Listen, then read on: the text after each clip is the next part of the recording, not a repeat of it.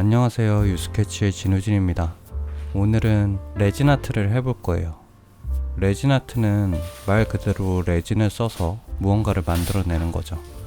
그냥 레진만 쓰긴 심심해서 저는 핸디코트를 같이 써보려고 합니다.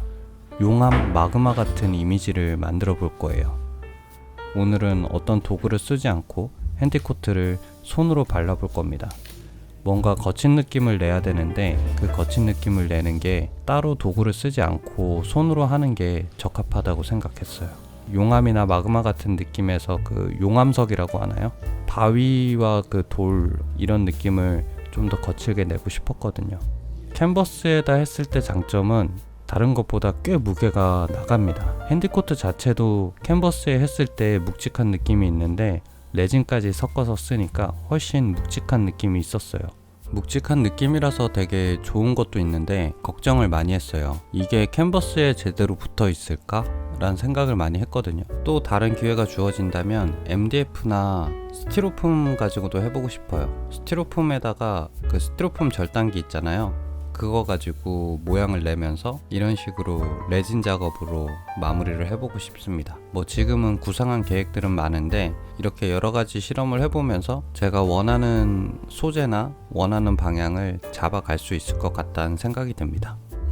이게 여러분들한테 도움이 되는 정보일지는 모르겠지만 캔버스에 핸디코트를 바르고 레진까지 바르고 나서 이게 마르면서 수축하잖아요. 그 수축하면서 캔버스를 살짝 잡아당기거든요. 아예 캔버스 자체가 살짝 뒤틀릴 수 있다라는 그런 리스크가 있어요. 마르면서 수축하는 건 조금 감안하시면서 염두에 두시고 작업을 해보시는 게 좋을 것 같습니다. 이제는 라카칠을 해보는데요. 라카는 최대한 까만색을 사용하려고 했어요. 웬만하면 붓으로 할 수도 있었는데 원체 표면들이 다 불규칙한 데다가 그 좁은 공간들이 많아서 라카가 적합하다고 생각을 했어요. 나머지 조금 채워지지 않는 부분들은 붓으로 마감합니다.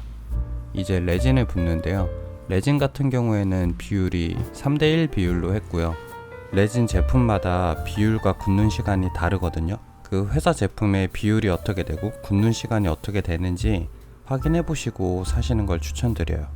그리고 도료를 잉크를 한번 써보고 싶어서 썼는데 제가 생각한 색은 잘 안 나와서 여러분들은 아크릴 물감을 섞어서 쓰셔도 될 것 같아요. 저는 아크릴 물감을 결국은 섞어서 썼거든요. 조금 더 빨간색을 나타내고 싶어서 아크릴 물감으로 대체했습니다. 그리고 탈포 작업이라고 하는데 탈포 작업은 토치같이 화력이 조금 있는 불로 기포를 없애는 작업이라고 보시면 돼요. 왜냐면 레진을 사용하시다 보면 굳는 속도에 따라서 다를 수 있어요. 레진 회사마다 다 다르지만 빨리 경화된다, 빨리 굳는 만큼 기포가 생기기 쉽거든요. 그래서 그 기포를 빼주는데 저런 탈포 작업을 하는 거예요. 여러분들도 웬만하면 탈포 작업을 해주시는 게 좀 더 깨끗한 표면이 나오게끔 만들 수 있는 작업이니까 탈포 작업도 염두에 두시고 작업하시면 좋을 것 같네요. 이제 완성된 제 작품 감상하시면서 여러분들의 생각이나 피드백 남겨주셨으면 좋겠습니다. 지금까지 유스케치의 진우진이었습니다.